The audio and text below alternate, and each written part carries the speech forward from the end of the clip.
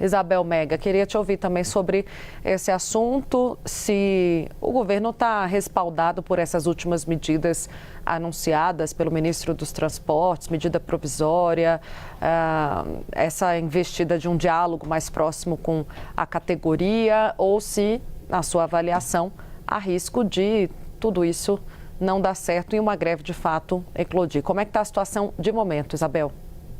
Tainá, o governo conseguiu colocar mais panos quentes em relação a essas possibilidades todas. Realmente tem mais habilidade do que o governo Temer teve lá em 2018 para fazer essa negociação, até pelo histórico que temos, né? A Secretaria-Geral da Presidência da República, ela é historicamente responsável nos governos do PT por essa aproximação com movimentos sociais, por fazer essas pontes. É por isso que o nome de Guilherme Boulos aparece nesse contexto.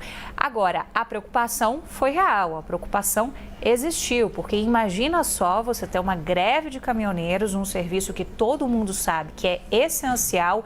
Quem não sabia ficou sabendo em 2018, porque eles pararam o país. Isso teve um efeito em cadeia em diferentes setores e no dia a dia das pessoas, e a gente sabe o peso que isso tem para o político que está por trás de decisões que ou deixaram de ser tomadas ou da falta de habilidade política na hora de lidar com uma crise nesse sentido. Então, nesse momento, os anúncios que foram feitos de maneira que conseguiram atenuar um pouco aquilo. Mas isso foi tão preocupante que chegou a aparecer nos discursos públicos do presidente Lula por pelo menos 2 vezes. Primeiro, uma fala no sentido de tem gente que quer lucrar com essa situação, né? Lula fez um discurso em que mencionou algo nesse sentido, os excessos em relação a tudo que está sendo colocado nesse cenário do preço dos combustíveis.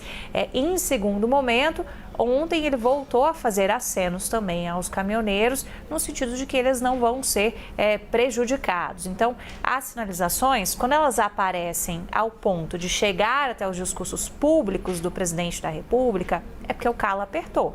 É porque o Planalto sentiu necessidade de dar respostas públicas diante de uma crise que poderia ser iminente, que poderia ser muito prejudicial em ano eleitoral para o presidente Lula. Então, colocou vários ministérios para pensarem em medidas. As medidas que foram anunciadas nessa semana pelo Ministério dos Transportes foram medidas no sentido de, basicamente, fazer a lei ser cumprida, porque era isso que os caminhoneiros se queixavam, que você tinha uma lei, mas que na prática aquele preço da tabela do frete, ele não era fiscalizado, então tinha que ter fiscalização eletrônica.